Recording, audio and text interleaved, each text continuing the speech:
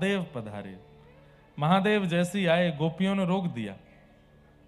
महादेव बोले हमको क्यों रोक रहे हैं? बोले कि भीतर ना तो देव जा सकते हैं, ना महादेव जा सकते हैं, ना ब्रह्मा जा सकते हैं, ना शिव जा सकते हैं, ना पुरुष जा सकते हैं, ना आदि पुरुष जा सकते हैं। भीतर तो केवल और केवल गोपी का प्रवेश होगा। रास में गोपी जा सकती और कोई नहीं। स्त्री पुरुष आदि आदि पदवियां सब बाहर छोड़नी पड़ेंगी। रास का मतलब क्या है बंधुओं? कल मैंने एक अर्थ तो रास का बताया, परंतु भक्ति पथ जहां ठाकुर जी के संबंध की बात हो वो रास ही है, और उस रास में आप स्त्री पुरुष या पद पदावलियों के साथ नहीं जा सकते, आपको गोपी ही बनना पड़ेगा। कथा में भी कोई पुरुष बन के आया है, कोई नेताजी बन के आया है, कथा समझ नहीं आएगी। कथा में गोपी बन के आना पड़ेगा। गोपी बोले तो गोवी ही इंद्रिय ही कृष्ण रसम पिबती थी गोपी। जिसकी प्रत्येक इंद्रियां कृष्ण रस पान करती हैं उसको गोपी कहते हैं। जिसके नेत्र दर्शन करते हैं श्याम सुंदर का, कान श्रवण करते हैं श्याम सुंदर की कथा का, नासिका सुगंधी लेती है उनके पुष्पों का, जिह्वा नाम गाती है या प्रसाद पाती है श्याम सुंदर के अधर का, हाथ करताल बजाते हैं, पैर थिरक करके नृत्य करते हैं, सर्वांगण अंग दंडवत करता है। जहां प्रत्येक अंग को कृष्ण के अलावा और कोई कामना नहीं है, उसी देहधारी को गोपी कहते हैं। समझ में आई बात? आप यहां सेठ जी बनकर के आओगे, आप यहां कोई बहुत बड़े धनाढ्य धनवान हैं, हम इस जगह के ये ट्रस्टी हैं, हम वहां के वो हैं, हमारा हॉस्पिटल है, हमारा स्कूल है, कॉलेज है, हम ये हैं, ये सब करके कथा में आएंगे, आपको एक अक्षर समझ नहीं आएगा। कथा में तो आपको गोपी बन के आना पड़ेगा, वृंदावन में तो आपको गोपी बन के जाना पड़ेगा, तभी रास बिहारी आपके साथ रास करेंगे। रास महादेव आए, गोपियों ने कहा गोपी बनना पड़ेगा, तो महादेव बोले मैं सर्वांगीण अंग चित्तवृत्ति से तो गोपी हूं ही, कृष्ण को ही भजता हूं। तब गोपियों ने कहा जब सर्वांगीण अंग से और सर्वांगीण भाव से कृष्ण के हो तो फिर रूप भी उसी का ही धारण कर लो।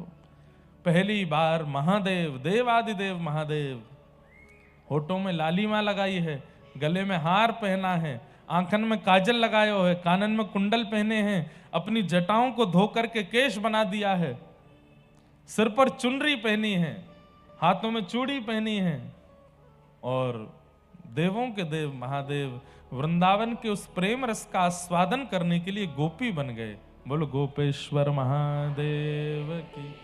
आज भी नथनी पहन करके बैठते हैं वृंदावन में।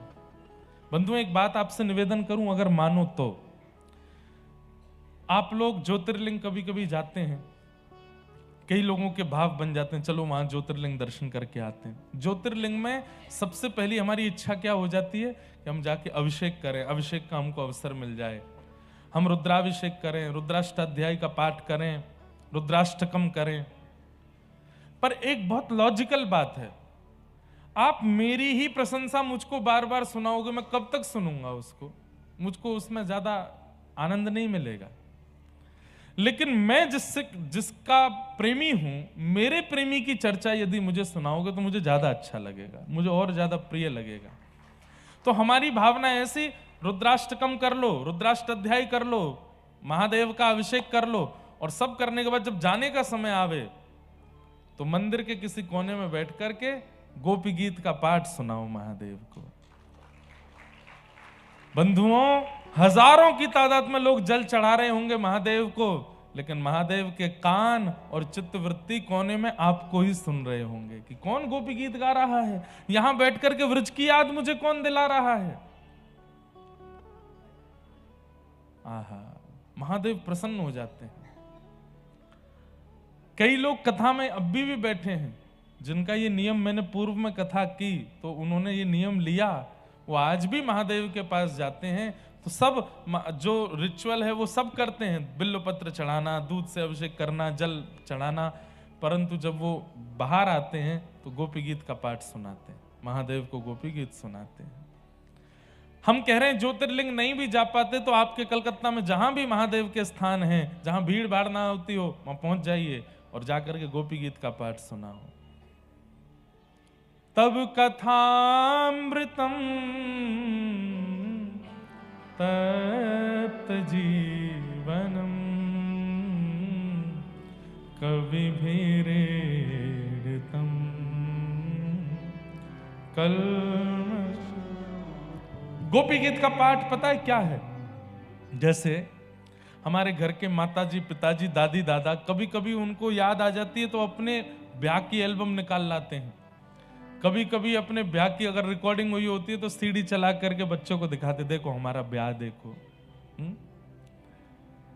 और उस दिन वो साल में 1-2 बार ही होती है वो घटना घर में, जब पुराने चित्र निकाले जाते हैं तो देखेंगे दादी भी भावुक हो गई, माताजी भी भावुक हो जाती हैं, सब प्रेम में भर जाते हैं, सब लोगों में एक ऐसे मिलनसार हो जाते हैं, सब एक साथ बैठेंगे, अरे देखो मुझे देखो मैं कैसा लग रहा था, कैसा भावुक हो जाते हैं कितनी बार। ऐसे ही देवादिदेव महादेव वो सदैव त्रिपुंड लगा करके रहते हैं, वो सदैव जटाजूट धारण करके कैलाशपति बन करके रहते हैं, सदा पार्वती नाथ कहलाते हैं। इतना ज्यादा ऐश्वर्य मिल गया है महादेव को, वो सदा प्रसन्न रहते हैं उसमें। लेकिन जब कोई व्रज का स्मरण कराता है और गोपी गीत का पाठ सुनाता है तो महादेव के नेत्र बंद हो जाते हैं। याद आता है कि जब राधा कृष्ण नृत्य कर रहे थे, यमुना जी नृत्य कर रही थी, आकाश में देवी देवता नृत्य कर रहे थे, तब मैंने गोपी रूप धारण किया था। और मेरे गोपी रूप धारण करते ही मुझे बाहर से भीतर रास भूमि में लेकर के गए कृष्ण और मेरे साथ रास किया। उस प्रसन्नता से महादेव इतने भावुक हो जाते हैं कि गोपी गीत गाने वाले को, उस रास का अनुभव कराने वाले को कुछ नहीं देते, केवल और केवल कृष्ण प्रेम दे देते हैं, कृष्ण भक्ति दे देते हैं। और हमें चाहिए क्या? हमें महादेव से और तो कुछ चाहिए नहीं। इसलिए मेरी प्रार्थना है, व्रज के उपासकों को चाहिए कि महादेव से कृष्ण भक्ति की कामना करो। हमारे वृंदावन में कृपालू जी महाराज हुए, जिनका प्रेम मंदिर है, उन्होंने एक बहुत अच्छी रचना गाई। उस रचना में एक पंक्ति इतनी सुंदर है, गोपी प्रेम की भिक्षा दीजे, गोपी प्रेम की भिक्षा दीजे, कैसे हूँ मोहे अपनों कर लीजे। पीछे आवाज नहीं आ रही, आवाज नहीं आ रही और टीवी में दिखाई दे रहा है। हाँ तो आवाज अभी करवाते हैं। बंधुओं, ये महादेव से मांगा कीजिए। वैसे तो कृपालू जी महाराज के इस पद में वो किशोरी जी से मांग रहे हैं, सरस किशोरी बयस की ठोरी, रति रस भूरी, कीजे कृपा की कोर, श्री राधे कीजे कृपा। पर जब आप महादेव की आराधना करो, अरे हम कहते हैं महादेव से क्यों, आप तो कलकत्ता की काली मैया हैं, वहां जाके गोपी गीत का पाठ सुना दो, उनको भी गोपी गीत सुनाओ, वो भी तो एक गोपी हैं, ठाकुर जी के रास ब्याह। और आप कहेंगे कि प्रमाण कहां है? श्रीमद् भागवत में प्रमाण है। भगवान पितारात्रि काली मैया को और क्या कहते हैं? योग माया। सुनिएगा, भगवान पितारात्रि शरदोत्फुल्ल मल्लिका विक्षरंतुम मनश्चक्रे योग मायाम उपाश्रित। इतनी सारी गोपियां अपने घरों को छोड़ छोड़ करके रास बिहार में गईं। उनके घर में तो कलेश हो जाने चाहिए थे, उनके सास ससुर पति सबको लड़ लेना, अरे कहां जा रही हो तुम? आधी रात को माताएं बहनें अपना घर छोड़ छोड़ करके जा रही हैं और उनके घर में किसी ने कुछ नहीं कहा, ऐसा हो ही नहीं सकता। तब इसका प्रमाण देते हुए आचार्य चरण कहते हैं कि योग माया यानी कि भद्रकाली मैया, वैष्णो देवी मैया, इन्होंने असंख्य गोपियों का रूप धारण कर लिया वो वास्तविक गोपियां तो रास में चली गईं और उन गोपियों का रूप धारण करके काली मैया ही सबके घर में बैठ करके घर वालों को शांत करा रही है कि मैं यही हूं, मैं कहीं गई नहीं हूं। वास्तविक गोपी तो रास में, ताकि ठाकुर जी का रास मधुरता से पूर्ण हो जाए, इसके लिए योग माया ने आश्रय दिया। गोपी प्रेम की भिक्षा दीजे, कैसे हूँ मोहे अपनों कर लीजे। गाइए। गोपी प्रेम की भिक्षा दीजे, कैसे मोहे अपनों कर लीजे। तोरे गुण गावत दिवस बितावत, द्रग बरसावत, मैं हूँ प्रेम विभोर श्री राधे, कीजे कृपा की कोर, सरस किशोरी बयस की थोरी, रति रस भोरी, कीजे कृपा की कोर श्री राधे, कीजे कृपा की कोर। जिनको वास्तव में इच्छा है व्रजरस की, वही सुनिएगा इन सब बातों को। जिनको इतना फर्क नहीं पड़ता वो सामान्य अपनी पूजा पद्धति का पालन करो, पर जिन्हें वास्तव में इस रस का अनुभव करना है वो तो इसी प्रकार महादेव को, काली मैया को, सबको गोपी प्रेम ही मांगो, गोपी रस ही मांगो। तो रास का प्रसंग हुआ। अब मैं थोड़ा आज क्रम जल्दी जल्दी कहूंगा क्योंकि निकलना भी है और कथा क्रम भी बहुत है। ठाकुर जी वापस ब्रज में लीला करने लगे। कंस ने अक्रूर जी को भेजा भगवान को मथुरा बुलाने के लिए। ठाकुर जी मथुरा आए।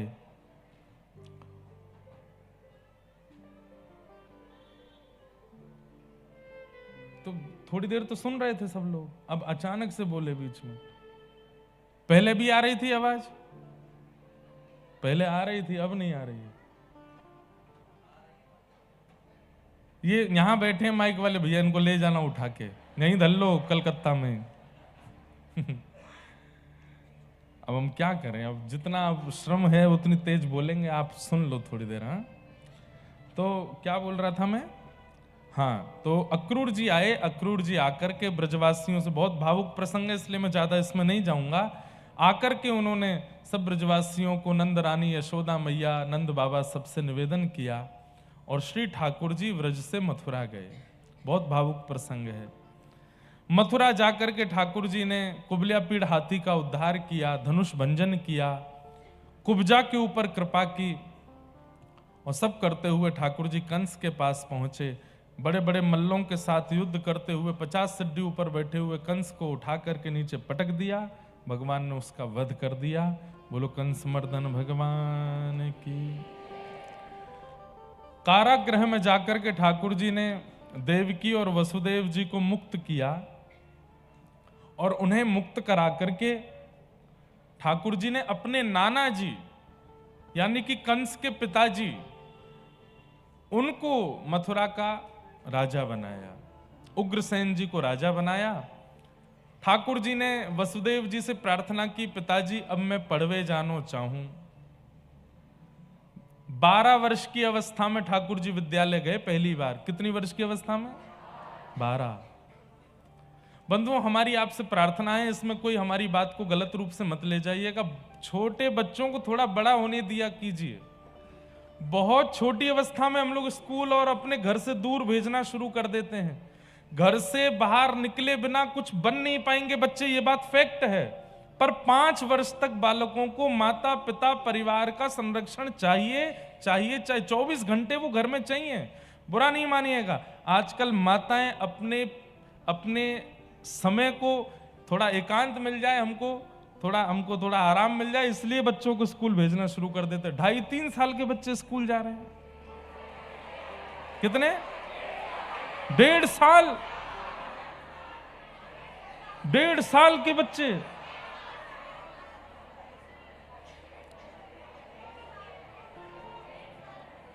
ये अच्छी बात नहीं है, ये अच्छा नहीं है। शास्त्र आज्ञा करते हैं, लालयेत 5 वर्षाणि 10 वर्षाणि ताड़येत प्राप्ते तु 16 वर्षे पुत्रम मित्र वदाचरेत। 5 वर्ष तक बालकों को केवल माता पिता और परिवारी जनों के संग ही रहना चाहिए, 24 घंटे रहना चाहिए। एक क्षण के लिए भी आपके नेत्रों से दूर नहीं जाना है उसको। मां के हृदय का और बालक के हृदय का एक कनेक्शन रहता है, वो जितने समीप रहते हैं 5 वर्ष तक, उतना प्रेम बालक में रहता है। इसलिए आजकल के बच्चे 16 वर्ष के बाद में इतने डिस्कनेक्ट हो जाते हैं अपने माता पिता से, परिवार से। वो पढ़े लिखे हो जाते हैं, एजुकेटेड हो जाते हैं, पर संस्कार शून्य, संस्कार 0 है उनका। बुरा नहीं मानिएगा, हम अनेक घरों में जाते हैं, बच्चा देखते ही पहचान जाता हूं मैं कि इसमें संस्कार नहीं है। अब तो हमारी कथा में बहुत युवा आने लग गए, प्रयास कर करके उनको संस्कार थोड़ा थोड़ा सिखा रहे हैं। पर यहां बैठे इतने लोग, आप लोग गए थे 1.5 साल की उम्र में स्कूल, इसलिए आज तक सनातन से जुड़े हुए हो, आज तक अपने माता पिता की परवाह करते हो, आज तक प्रेम लक्षणा भक्ति का पालन कर रहे हो, सब कर रहे हो। इन बच्चों को आपने 1.5 वर्ष की अवस्था में ही दूर कर दिया। बच्चों को दूर भेजना चाहिए। श्री कृष्ण भी गए हैं, राम भी गए, पर उसकी एक आयु है। प्राथमिक शिक्षा जिसको हम कहते हैं प्राइमरी, ये प्राइमरी पहले था ही नहीं। बच्चे का घर ही प्राइमरी स्कूल होता है, उसके माता पिता दादी दादा नानी नाना यही उसको प्राइमरी शिक्षा देते हैं।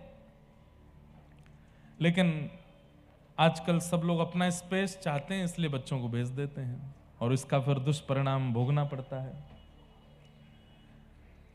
जय जय राधे कृष्ण राधे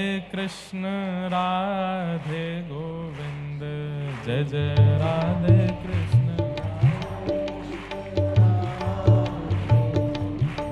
जय जय राधे कृष्ण राधे गोविंद, जय जय राधे कृष्ण। वृंदावन बिहारी लाल की, श्री राधा प्रिया कांत जू सरकार की, प्यारे राधा गिरधर लाल की। बैठ जाओ, सब लोग विराजो। परम कृपा, आज कथा के मध्य में हमारे पूज्य महाराज जी पधारे हैं। आपकी कथा भी कलकत्ता में चल रही है, कल हमें भी वहाँ प्रणाम करने का अवसर प्राप्त हुआ। बंधुओं देखो, एक बात सुनो। नंद नंदन के प्यारे आए मेरे, नंद नंदन के प्यारे। हमारे अष्ट सखा कहते हैं कि नंद नंदन आवेंगे ये तो बहुत दूर की बात है, पर नंद नंदन जिनसे प्रेम करते हैं वो यदि आ जाएं तो यही समझना चाहिए कि उनके रूप में नंद नंदन ही आए हैं। और जब नंद नंदन के प्यारे आवें तो जैसे अभी उत्साह में आप नृत्य कर रहे थे, उछल उछल करके गा रहे, ऐसे ही स्वागत करना चाहिए, ऐसे ही अभिनंदन करना चाहिए। हमारे महाराज जी सनातन के लिए अभी जो चर्चा में कर रहा था, वो चर्चा वैसे हमसे ज्यादा बढ़िया महाराज जी आपको बता देंगे उस विषय में। महाराज जी चर्चा ये हो रही थी कि ठाकुर जी 12 वर्ष की अवस्था में सांदीपनी गुरुकुल गए पढ़ने। जब कंस वध कर दिया, देवकी वसुदेव को मुक्त कर दिया, गुरुसेन को राज्य गद्दी पर बैठा दी, उसके बाद ठाकुर जी सांदीपनी गए। तो ये क्रम है हमारे सनातन धर्म में कि बालकों को ज्यादा से ज्यादा पहले परिवार के साथ रखा जाए, उसके बाद उसको विद्यालय भेजा जाए। हम तो बहुत पीछे चल रहे थे कि मैं सोच रहा था 2.5-3 वर्ष में जाते हैं बच्चे, यहां पता चली 1.5 वर्ष में बच्चे स्कूल चले जाते हैं, प्राइमरी में भेज देते हैं। प्राप्ते तु 16 वर्षे पुत्रम मित्रवदाचरेत लालयत 5 वर्षाणि 10 वर्षाणि ताड़ेत। 5 वर्ष की अवस्था तक बालक को परिवार से दूर जाना ही नहीं चाहिए और उसको जितना हो सके नहीं होता एडमिशन तो आप लोग जब सब इकट्ठे होकर के कहेंगे कि 5 साल से पहले नहीं भेजेंगे तो स्कूल वालों को नियम बनाना पड़ेगा। आप स्कूल के अधीन होते हैं, शिक्षा प्रणाली का आदि सब हम लोग उनके अधीन हो रहे हैं, इसीलिए तो बिगड़ रही है। अब मैं इस विषय में ज्यादा नहीं कहूंगा, महाराज जी जब बोलेंगे तो वो आपको ज्यादा इस बारे में सही से बताएंगे और समझाएंगे भी। अब होना जाना तो कुछ नहीं है, भेजोगे 1.5 वर्ष में ही पता है, लेकिन इससे भविष्य अच्छा नहीं होगा बालकों का। 5 साल तक तो उनको आध्यात्मिक शिक्षा और पारिवारिक शिक्षा ही देनी चाहिए। छोटे छोटे बच्चों को देखो, मंदिर में जाना अच्छा लगता है, दादा दादी नाना नानी के पास बैठना अच्छा लगता है, और उसको हम 1.5-2 वर्ष में जब स्कूल भेज देते हैं तो छोड़ ही देगा वो आगे चल के सबको। तो ये विषय हम इसलिए कह रहे थे कि ठाकुर जी भी 12 वर्ष के बाद गए सांदीपनि विद्यालय, तो ये नियम होना चाहिए। बाकी आज महाराज जी पधारे हैं, श्रीमद् भागवत के मंच अनेक अनेक प्रकल्प और प्रयासों के लिए हमारे भारत की व्यासपीठ कार्य करती हैं। किसी व्यासपीठ की योजना गौ सेवा के लिए ज्यादा होती हैं, किन्हीं व्यासपीठों की योजना माता पिता की सेवा के लिए ज्यादा होती हैं, वृद्धाश्रम के लिए होती हैं, किन्हीं व्यासपीठों की योजना मठ मंदिर बनाने के लिए होती हैं, किन्हीं व्यासपीठों की मतलब कथा करने का सबका एक अपना एक योजना लेकर के चलते हैं सब, कि कथा से ये जागरूकता आवे। हमारी व्यासपीठ की योजना हमको पता ही नहीं आज तक है क्या, केवल आपके चित्त में भक्ति आ जाए, बाकी योजनाएं तो इतनी चल रही हैं। पर हमारे महाराज जी की जो व्यासपीठ है, उस व्यासपीठ ने अनेकों को सनातन से जोड़ा है। सनातन के प्रति जागरूकता, मंदिरों के प्रति जागरूकता, विद्यालयों के प्रति जागरूकता, अनेक जागरूक कार्य आपकी व्यासपीठ से हो रहे हैं, चलते रहते हैं। और अब तो व्यासपीठ से कई बार अन्य योजनाओं के रूप में अभी क्रिकेट मैच भी हुआ है, और पिछला तो मैच हुआ ही था। हम ब्रजवासियों ने बड़ी दया करके हरिद्वार वालों को जिताया कि हम ब्रजवासियों की तो सदा विजय होती ही है, कभी कभी हरिद्वार अयोध्या वाले भी जीतने चाहिए। लेकिन जीत हार विषय नहीं था, मूल उद्देश्य उसके माध्यम से भी लोगों की सनातन के प्रति जागरूकता जगे, ये उसका उद्देश्य था। और उसी उद्देश्य में महाराज जी ने और भी इस साल भी उसके क्रम रखे हैं। फिर से हम एक साथ उतरेंगे मैदान में। कल कलकत्ता में थोड़ी प्रैक्टिस वार्म अप तो हमने किया सुबह सुबह वार्म अप करके बढ़िया आनंद किए। और अभी अभी हमें एक और सूचना मिली कि भारत दर्शन ऐप पूज्य महाराज जी के द्वारा निकाला गया है, उससे ज़्यादा से ज़्यादा सनातनी युवा सब डाउनलोड करें, और इस ऐप में सब चीज़ें जो विदेशी ऐप में हैं वो सनातन ऐप में हैं, विदेशी ऐप को छोड़ें, सनातनी ऐप डाउनलोड करें। ऐसी एक भारत दर्शन ऐप महाराज जी ने लागू करवाई है, उसको आप सब लोग उसका पालन कीजिएगा, उसके द्वारा आगे का सनातन के प्रति आपका रुझान बढ़े, ऐसी भावना है। आज कथा का विश्राम दिवस है और महाराज जी पधारे हैं, हम लोग थोड़ी देर महाराज जी का कुछ भाव श्रवण कर लें। ठाकुर जी 12 वर्ष की अवस्था में, लगभग 11, साढ़े 11, 12 वर्ष की अवस्था में ठाकुर जी विद्यालय पढ़ने के लिए गए। सांदीपनि उपाध्याय जी के पास में कहाँ गए? उज्जैन, अवंतिका पढ़ने के लिए। और वहां ठाकुर जी को एक सखा मिले जिनका नाम था श्री सुदामा जी। बंधुओं, एक शायद अनसुनी बात आपको बताएं, अभी हम पिछली कुछ कथा से सुनाने लगे।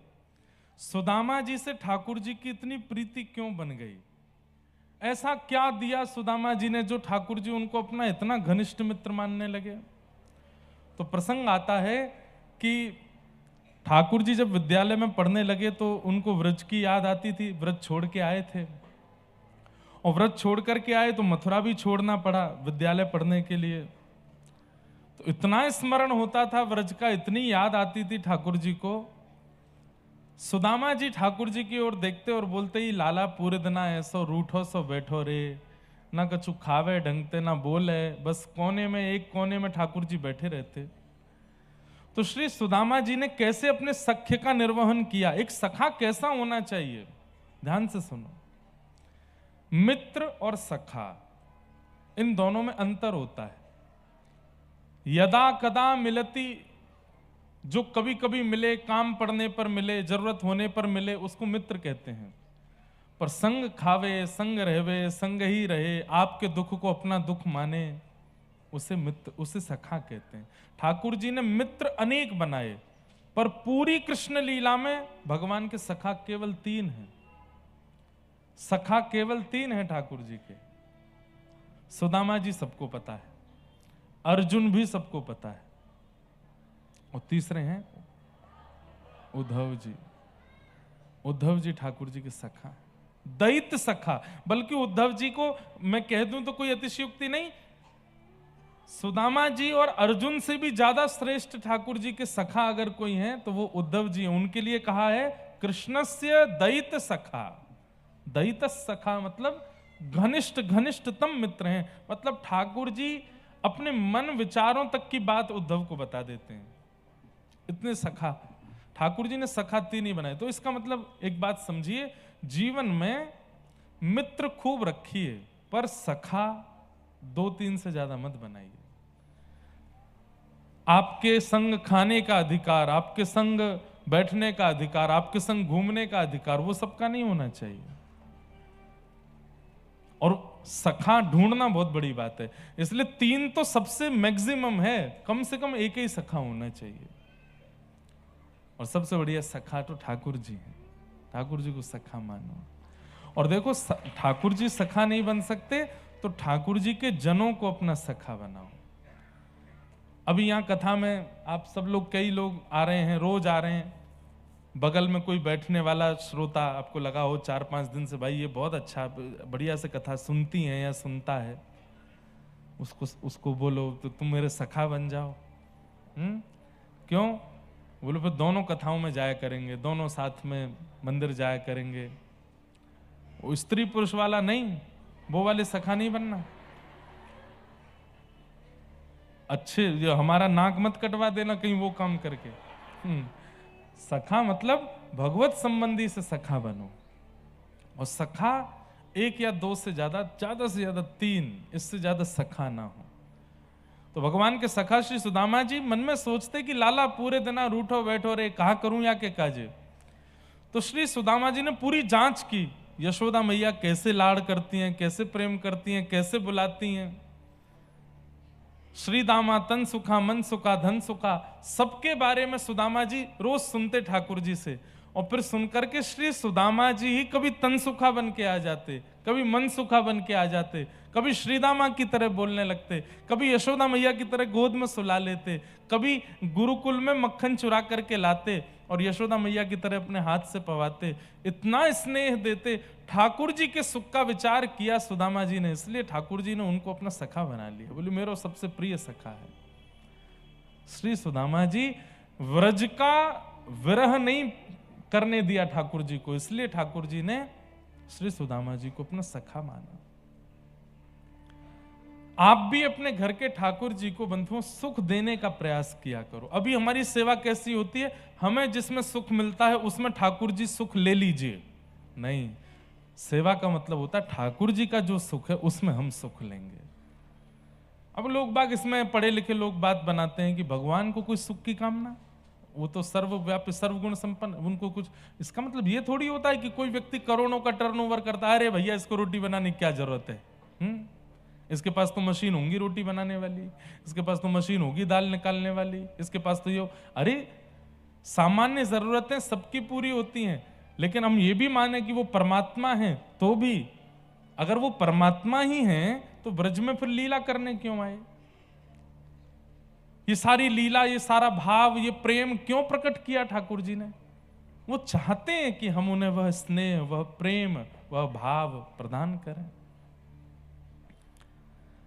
जगन्नाथपुरी में साक्षी गोपाल भगवान है, वृंदावन से आए यहां पर। एक तीर्थ यात्रा हुई और उस तीर्थ यात्रा में एक वयोवृद्ध की सेवा एक युवा करता था। और उस युवा की तीर्थ यात्रा जब पूरी हुई तो वयोवृद्ध ने युवा को वचन दिया, वो तुमने मेरी इतनी सेवा करी है कि गांव लौट करके मैं अपनी नातनी का ब्याह तुमसे कराऊंगा। अब उस युवा को तो ब्याह की इच्छा नहीं थी, लेकिन वयोवृद्ध ने कह दिया तो उसके मन में भी इच्छा आ गई, ठीक है मेरा ब्याह हो जाएगा। लौट करके जब वो लोग वापस आए उड़ीसा के किसी गांव में, तो उस युवा बालक ने वयोवृद्ध से कहा, आपने कहा था कि आप अपनी नातनी का ब्याह मुझसे कराओगे, करा दीजिए।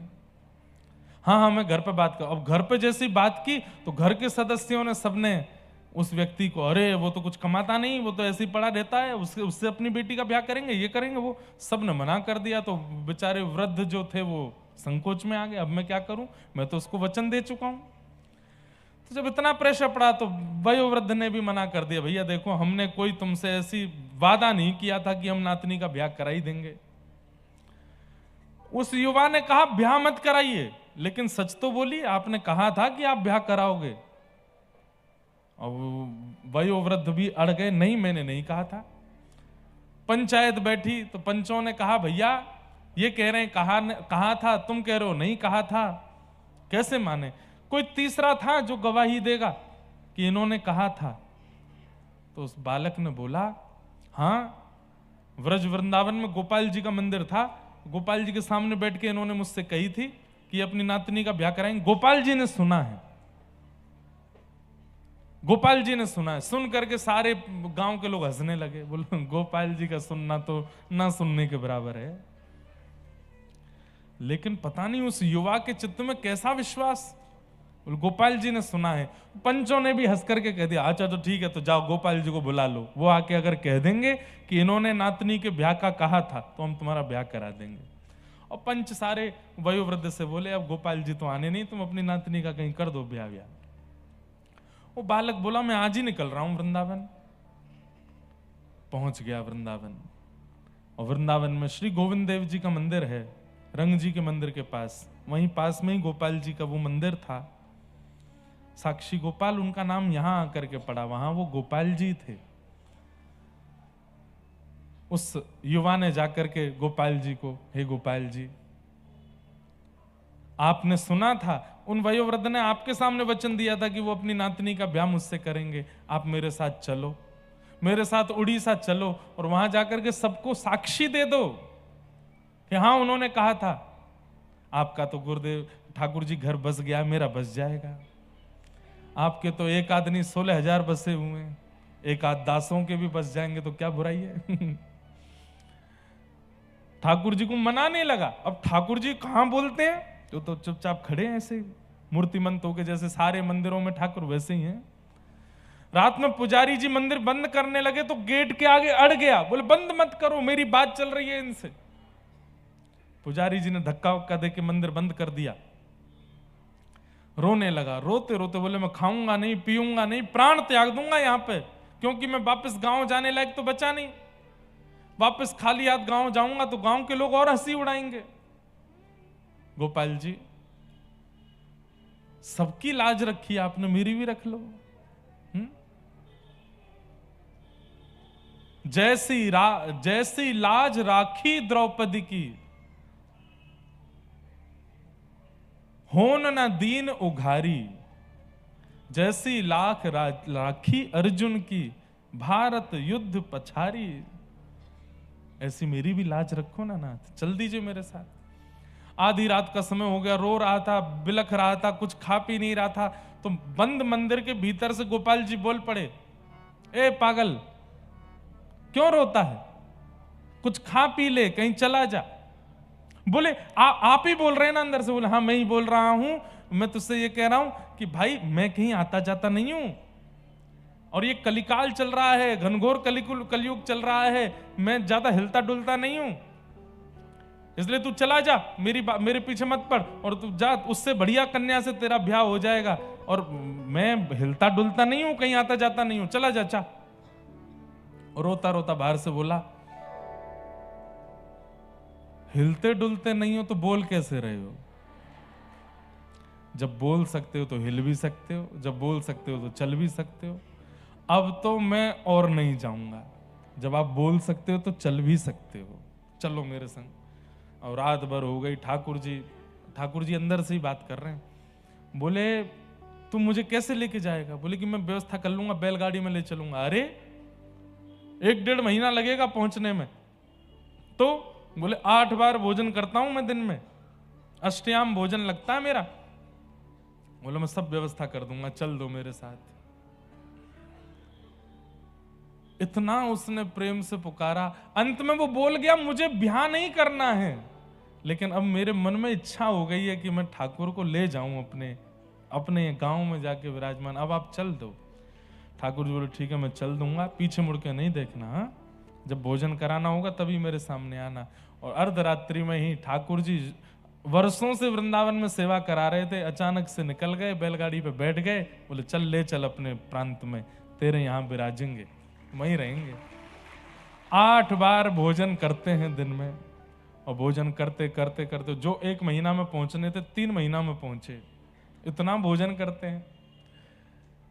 और जब चलते थे तो ठाकुर जी नृत्य करते हुए चलते थे, पांव के नूपुर बजते थे।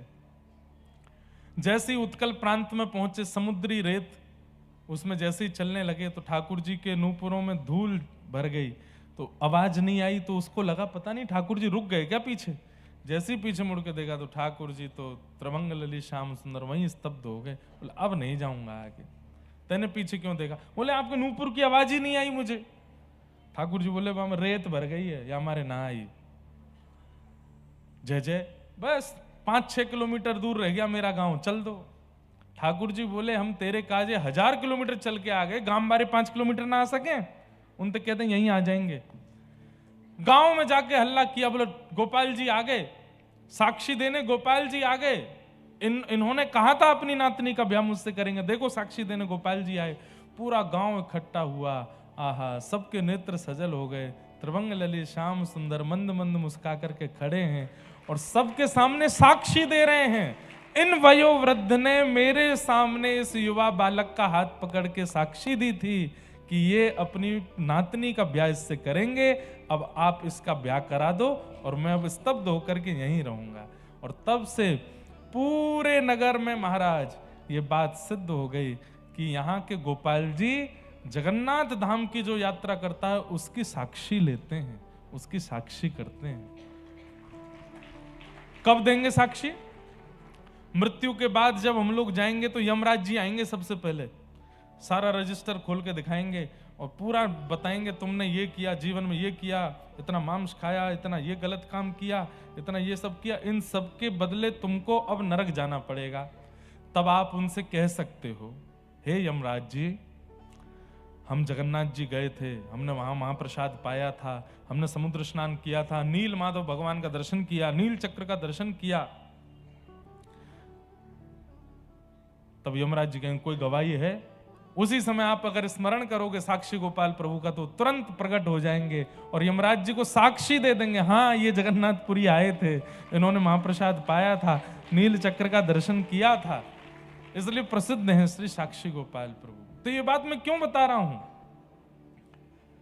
ठाकुर जी, अब आप मानो कि वो तो परमात्मा है, उनको क्या आवश्यकता कि हम उनको सुलावें, उनको उठावें, उनको खिलावें पिलावें, कोई आवश्यकता नहीं है।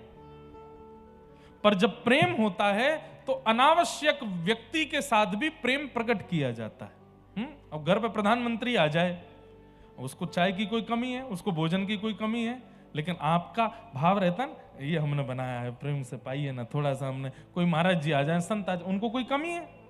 सब कुछ है उनके पास, पर फिर भी आप अपने प्रेम के अधीर होकर के दक्षिणा भी देते हो, माला भी पहनाते हो, सौल भी उड़ाते हो, कुछ खाने को भी देते हो, चाय की भी पूछते हो। ये प्रेम ही तो है। ऐसे ही ठाकुर जी के पास कोई कमी नहीं है, पर हमारा प्रेम है कि हम उनको देवें, हम उनको सुलावें, निलावें, उठावें, सब क्रिया करावें। क्या पता वो इतने रीझ जाएं हमसे, इतने रीझ जाएं जैसे सुदामा से रीझ गए, और रीझ करके कभी हमें स्वीकार कर लें। बस इसीलिए तो हम सब प्रेम लक्षणा भक्ति का मार्ग चुन रहे हैं। खूब भाव से सेवा करो। आपके सुख से ठाकुर जी विराजे नहीं, ठाकुर जी के सुख से आप विराजो। एक नियम बना लीजिए, रात्रि में कई बार मैं तो लेट हो जाता हूं, रात में 8:30 बज जाते हैं, फिर मैं घरों में गया तो लगभग सबके ठाकुर जी के दर्शन करने पहले घर में ठाकुर जी के दर्शन करता हूं। तो मुझे तब तो मैं नहीं बोल पाया, लेकिन आज बोल देता हूं। अब हम आए थे 10 बजे, 10:30 बजे, किसी के घर पहुंचे 12 बजे, ठाकुर जी तब तक जग ही रहे थे। ये नहीं करना है। 2 चीज का नियम बना लीजिए। एक तो सुबह ठाकुर जी की मंगला, चाहे मैं कहता हूं 4 बजे नहीं करो, 6 बजे करो, 7 बजे करो, 8 बजे, 9 बजे करो, पर वो समय से होनी चाहिए। 9 बजे मतलब 9 बजे। कल हम क्रिकेट खेलने चले गए तो वहां महाराज जी बोले एक मैच और, एक मैंने कि महाराज जी सेवा है ठाकुर जी की, तो बोले नहीं एक और खेल। तो फिर हमने अपने पंडित जी को भेजा कि आप जाके ठाकुर जी की सेवा करो, 9 से ऊपर नहीं जाना चाहिए। रात्रि में शयन का भी नियम रखो। भले ही महाराज जी 12 बजे आ रहे हैं, महाराज जी आके भोजन पानी करके चले जाएंगे, ठाकुर जी का शयन 8:30 होना है तो होना है। आप कहेंगे इसके पीछे कारण क्या है? कारण सुनो। हम लोगों का, हम तो मानव हैं, हम भी समय बांटते हैं सब में। ऐसे ठाकुर जी ने भी सबको समय दिया होता है, ठाकुर जी का भी समय बटा होता है। ठाकुर जी कहते हैं कि भाई मेरी 8:30 बजे वाके घर पे शयन आरती होगी, वाके बाद में तेरे पास आ जाऊंगा। अब आप 8:30 के 8:45 बजाते हो, 8:45 के 9 बजाते हो, 9 के 9:30 बजाते हो, तो अगले दिन से ठाकुर जी आना बंद कर देते हैं कि भाई ये बहुत विलंब करते हैं, मुझे अन्य भक्तों को समय देना है, और ये समय से सेवा करते नहीं है, समय से प्रसाद पवाते नहीं है, समय से कोई ध्यान रखते नहीं है। इनके यहां पे मेरी मूर्ति विराजेगी, मैं नहीं विराजूंगा। मूर्ति में प्रतिष्ठा वैदिक मंत्रों से भी ज्यादा भाव से होती है। आपका समय नियमित है। ठाकुर जी की सुबह इतने बजे मंगला, चाहे दुनिया इधर उधर हो जाए मंगला होगी। और रात्रि में आप चाहे पार्टी में गए हो, चाहे शादी में गए हो, चाहे मॉल गए हो, चाहे पिक्चर देखने गए हो, आपका समय उसी अकॉर्डिंग चलता है कि ठाकुर जी की 7:30-8 बजे शयन होगी, उसके बाद ही मैं कहीं जा सकता हूं। शयन और मंगला ये 2 समय निश्चित रखो, बाकी पूरे दिन की सेवा में ऊपर नीचे हो जाए कोई दिक्कत नहीं। इससे होगा क्या? धीरे धीरे आपके ठाकुर जी जो घर के हैं वो अनुभव कराने लगेंगे। धीरे धीरे उनको ये भाव आने लगेगा कि ये नियम से चलता है, समय से चलता है, भाव से चलता है, इस पे अनुभव कराओ। धीरे धीरे वो अनुभव होने लग जाएगा। इसलिए मंगला का और शयन का ये 2 नियम रखो, और फिर धीरे धीरे आगे चल के आपको अपने आप अनुभव होगा। फिर आप भोग का भी एक नियम बना लोगे, आरती का भी नियम बना लोगे। फिर इत्रों का भी नियम होता है, सर्दियों में गर्म इत्र लगते हैं, फिर वर्षा आ जाएगी तो उसमें वर्षा के इत्र लगते हैं, गर्मियों में खस के इत्र लगते हैं, गुलाब के इत्र लगते हैं। मतलब ऋतु के अनुसार जैसे हम कपड़े बदलते हैं, वैसे ही ठाकुर जी की इत्र सेवा, चंदन सेवा, पोशाक सेवा उसी भाव से होनी चाहिए। ये सब बातें इसलिए हैं, जरूरी नहीं है करना, पर हाँ जिनको अनुभव की इच्छा हो कि मुझे अनुभव हो ठाकुर जी का, वो अपनी सेवा प्रणाली को सुंदर बना लो, अपने सेवा भाव को सुदृढ़ कर लो। श्री सुदामा जी ने ठाकुर जी को सुख दिया, इसलिए ठाकुर जी ने उनको सखा बनाया। आप ठाकुर जी के सुख में सुखी रहिए, अपने सुख में ठाकुर जी को मत रखो। हम 11 बजे तक जग रहे हैं तो हमारे ठाकुर जी भी जग रहे हैं। हम अपने लाल जी को उत्सव जब होता है ना, ठाकुर जी का वार्षिक उत्सव, तब तो जगाते हैं 11-12 बजे तक। उसके लिए भी एक विशेष 9वां भोग और लगता है ठाकुर जी को उसको बोलते हैं श्रम भोग। क्या बोलते हैं? श्रम भोग मतलब मेहनत करिए, ठाकुर जी ने आज 4 घंटा ज्यादा जगे हैं तो ठाकुर जी को एक लोभ दे देते हैं, ठाकुर जी 2 घंटा एक्स्ट्रा थोड़ा मंदिर खुला रखेंगे, श्रम भोग पा लेना। श्रम भोग में क्या पाते हैं? मिष्ठान पाते हैं ठाकुर जी। प्रेम से मीठे का भोग लगाओ ठाकुर जी को, नया बना करके कुछ श्रम भोग। तो ये सब नियम है, सब भाव हैं। सुदामा जी मिले, तत्पश्चात ठाकुर जी वापस मथुरा आए। मथुरा आकर के भगवान ने जरासंध का उद्धार किया और 17 बार उसको हरा दिया। 18वीं बार ठाकुर जी ने उसको छोड़ दिया और स्वयं विश्वकर्मा के द्वारा बनाई गई नई नगरी में स्थापित हो गए, जिसका नाम हुआ द्वारिका। बोलो द्वारिकाधीश की। रण छोड़ करके ठाकुर जी भागे, युद्ध करते करते। क्यों? क्योंकि वो ब्राह्मणों को अनुष्ठान पर बैठा के आया था कि मैं भगवान को हरा दूं। ठाकुर जी बोले भैया ब्राह्मण अनुष्ठान पर बैठे हैं तो हमारी हार हो जाए, लेकिन हम इससे नहीं जीतेंगे। रण छोड़ करके द्वारिका विराजे। द्वारिका जाकर के बलराम जी का ब्याह रेवती जी से हुआ और श्री ठाकुर जी का ब्याह कौंडन्यपुर के राजा भीष्मक की पुत्री रुक्मणी से हुआ। रुक्मणी साक्षात लक्ष्मी है। प्रश्न उठता है किशोरी जी के विषय में, तो मैं उसके कई बार उत्तर दे चुका हूं। किशोरी जी से विवाह का प्रसंग अलग है और इस पूरे लीला में बीच में जो संशय हमारे चित्त में प्रकट होते हैं उसका भी कई बार उत्तर दे चुका हूं, आप लोग सोशल मीडिया पर सुन सकते हैं। ठाकुर जी का विवाह रुक्मणी जी के साथ में हुआ। फिर भगवान के अष्ट प्रमुख विवाह हुए। 16,100 राजकुमारियों को भौमासुर ने बंदी बना रखा था। भगवान ने वहां से उनको मुक्त करा करके उनसे भी विवाह किया। भगवान की दिनचर्या चल रही थी, ग्रहचर्या देखने के लिए नारद जी आए। यहाँ भगवान ने जरासंध का भी उद्धार भीम के द्वारा कराया। राजसूय यज्ञ में अग्र पूजा करने के लिए ठाकुर जी गए, अग्र पूजा कराई और वहां जाकर के शिशुपाल का वध किया। तत्पश्चात ठाकुर जी सुदामा जी मिलने के लिए आए। भगवान ने सुदामा जी के साथ में परम पावन भेंट की। सब कथा आपने श्रवण की हैं खूब विस्तार से। भगवान अपने कुरुवंश को समझाते रहते हैं। अब मैं बस कथा को विश्राम की ओर लेके चलूं तो आप सब लोग बिल्कुल सावधानी से अंतिम श्लोक मेरे साथ में बोलिएगा, फिर हम कथा को विश्राम देंगे। ठाकुर जी ने यदुवंशियों को समझाया था कि मेरी संतान हो आप, मेरे परिवार हो आप, इसका कभी अभिमान मत करना। यदुवंशी बोले हम अभिमान करते नहीं। बोले करते हो, अभिमान करते हो, इसीलिए कभी कथा सुनने नहीं जाते, कभी संतों का सम्मान नहीं करते। तो यदुवंशी बोल पड़े कि हमको कथा में जाने की क्या आवश्यकता, कथा में वो जाते हैं जिनको भगवान नहीं मिले। जब हमारे रिश्तेदारी भगवान है तो हम कथा में क्यों जाएं? ठाकुर जी बोले यही बात, मैं भले ही कितना भी तुमको प्राप्त हो जाऊं, सत्संग फिर भी नहीं छोड़ना है, नहीं तो मेरी सेवा में, मेरे सामिप्य में अपराध करते रहोगे।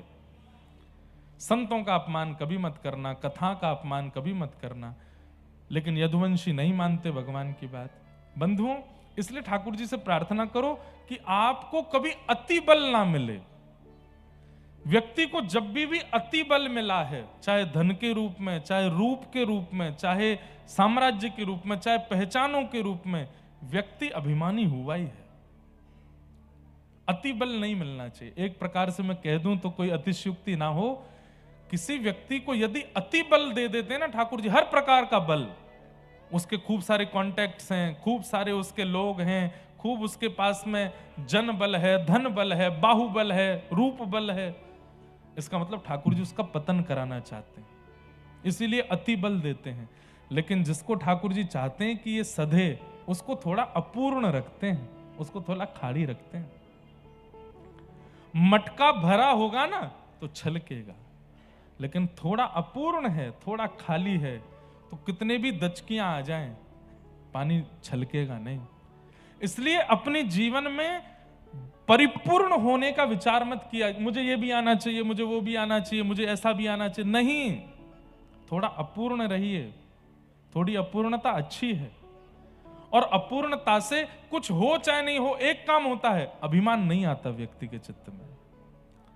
हाँ भाई, नहीं हम सर्वगुण संपन्न, आपको स्वीकार हो तो स्वीकार करो, नहीं हो तो बिल्कुल मत करो। हमें सर्वगुण संपन्न बनना भी नहीं है, क्योंकि जो सर्वगुण संपन्न है कहीं ना कहीं उसके अंदर अहम भी होता है, और अहम भगवत प्राप्ति में दोष है, भगवत प्राप्ति में कहीं ना कहीं रुकावट है। इसलिए थोड़े थोड़े अपूर्ण सब जगह रहिए। पढ़ाई बहुत अच्छी करनी आती है, जो पढ़ते हो याद हो जाता है, तो कुछ कुछ चीजों को थोड़ा ऐसा भी रखो कि जो याद नहीं करो, नहीं तो किताबी कीड़े बन जाओगे। भोजन बहुत अच्छा बनाना आता है तो कभी कभी नींबू वगैरह ज्यादा डाल दिया करो, नहीं नजर लग जाएगी भोजन को। गाड़ी वाड़ी चलानी आती, कभी कभी गड्ढे वड्ढा में गिर दो, एक आध व्यक्ति को स्पर्श तो कर ही दो। स्पर्श ही करना, उड़ा मत देना। थोड़ी अपूर्णता अच्छी है, थोड़ी अपूर्णता अच्छी। अब मुझे कोई बोले महाराज जी भागवत कथा आप सुना देते हैं, भक्तमाल भी सुनाते हैं, मानस जी की राम कथा भी थोड़ी बहुत कथा, अब वाल्मीकि सुनाऊं। मैंने कि कहीं तो अपूर्ण रहने दो मुझको, नहीं तो फिर पता है क्या होता है, सब कुछ आने के बाद आप दोष ही देखते हो दूसरों में। अरे ये इसको नहीं आता, इसमें तो हमने पढ़ा है, ऐसा लिखा वहां तो ये ऐसा कर रहा है। बुद्धि गर्विष्ठ, रूप गर्विष्ठ, यौवन गर्विष्ठ, और ये गर्विष्ठता ही भगवत मिलन में बाधा बन जाती है। इसलिए थोड़ा अपूर्ण रहिए, भक्ति में भी अपूर्ण रहो। आप पूरे सूरदास नहीं बन सकते, पूरी मीराबाई नहीं बन सकते, पूरे तुलसीदास नहीं बन सकते। हाँ प्रयास करो, पर पूर्णता पे मत। पूर्णता जैसी लग रही हो पूर्णता आने वाली है, रुक जाओ। पूर्ण नहीं होना है, परिपूर्ण नहीं होना है। तो अब ये मैंने कह दी है बात, इस पर चिंतन कीजिएगा, इस पर मनन कीजिएगा कि क्या बात थी, क्यों कही गई। महाराज जी अभी बोले कल मैं कुछ किया है वो रात तक सोचते रहे। हमने क्या कहा था कि प्रेम शब्द का विषय नहीं है, ये तो है ही है। और जो बोल दिया जाता हो, जो बता दिया जाता हो, वो कुछ और था, प्रेम तो नहीं था। पति ने अगर पत्नी के पूछने पर बता दिया कि तुम क्यों प्रेम करते हो, और पति ने बता दिया मैं इसलिए प्रेम करता हूं, इसलिए प्रेम, तो समझ जाना प्रेम है ही नहीं। उत्तर यही मिलता हो पता नहीं क्यों प्रेम करते हैं, आज तक पता ही नहीं चला, तो समझो ये प्रेम है। ये शब्द नहीं है, अक्षर नहीं है, वाक्य नहीं है, विचार नहीं है बताने को, वो प्रेम है। तो थोड़े अपूर्ण रहिए, परिपूर्ण मत बनिए। यदुवंशियों को परिपूर्णता का अनुभव होने लगा। अरे कहां तक कहें, भगवान को निमंत्रण आता था कि हमारे घर पधारिए। ठाकुर जी बोलते मैं तो बहुत व्यस्त हूं, तो बाहर जाके यदुवंशी कहते हम भगवान के परिवारी हैं, वो नहीं आ रहे तो हम आ जाएंगे, तो हमारा सत्कार करना। और यही अभिमान उन यदुवंशियों के नाश का कारण बन गया। बंधुओं मेरे मन में बातें तो बहुत आती, पर मुझे समय दिख जाता है। एक बात और कह दूं, प्रभु श्री राम ने जब रावण के साथ युद्ध किया था, उस समय समस्त वानरों को राम जी ने अपने समान बल प्रदान कर दिया था। हनुमान जी महाराज सीता सुध लेने के लिए गए, जब लेकर के आए तो सब प्रशंसा करने लगे, लेकिन तब भी हनुमान जी महाराज दीनहीन होकर के बोले तब प्रताप रघुनाथ, मेरा प्रताप नहीं है, ये राम जी ने मुझको प्रताप दिया है। और इस बात को केवल बोल नहीं रहे, हनुमान जी मानते भी हैं कि मेरा प्रताप नहीं है, मेरा बल नहीं है, तब प्रताप रघुनाथ, ये रघुनाथ जी का बल है। राम रावण युद्ध में वानरों का उद्धार क्यों हो गया? क्योंकि राम रावण युद्ध हो जाने के बाद जब राम जी वापस अयोध्या आए, प्रत्येक वानर ने जाकर के राम जी से कहा ये बल आपने हमको दिया था कि हम रावण की सेना से लड़ पाए, अब इस बल को हमसे वापस ले लीजिए, इस बल की हमको आवश्यकता नहीं है। लेकिन यदुवंशियों को बल दिया ठाकुर जी ने, ठाकुर जी को वो बल वापस नहीं किया, बल्कि उस बल का अभिमान किया। अरे हम भी योग्य, हम भी श्रेष्ठ हैं। सब यदुवंशी भी चतुर्भुज थे भगवान की तरह, सब यदुवंशी भी सुंदर हैं भगवान की तरह। ठाकुर जी बोले सर्वगुण दे, ये भगवान हमको सिखाने के लिए कि देखो परिपूर्ण बना दिया इनको मैंने, तो अपने नाश का कारण इनकी परिपूर्णता ही बनेगी। वही हुआ। कभी कथा नहीं सुनते, कभी सत्संग में नहीं जाते, कभी किसी संत महात्मा को प्रणाम नहीं करते थे, बोले हम यदुवंशी हैं, भगवान के वंशज हैं, हम द्वारिका में रहते हैं, क्यों करें? ठाकुर जी के समझाने पर भी जब नहीं माने, तब एक दिन बुद्धि विकृत हुई और भगवान के पुत्र शाम्ब को साड़ी पहना करके संतों के पास ले गए और बोले नई बहू आई है द्वारिका की, बताओ इसके गर्भ में लाला है कि लाली? संतों ने दिव्य दृष्टि से देखा,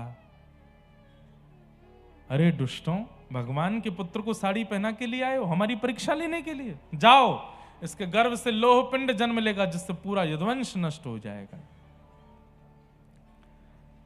लोह पिंड को घिस करके समुद्र में डाल दिया, वो एरका नाम की घास बन गया।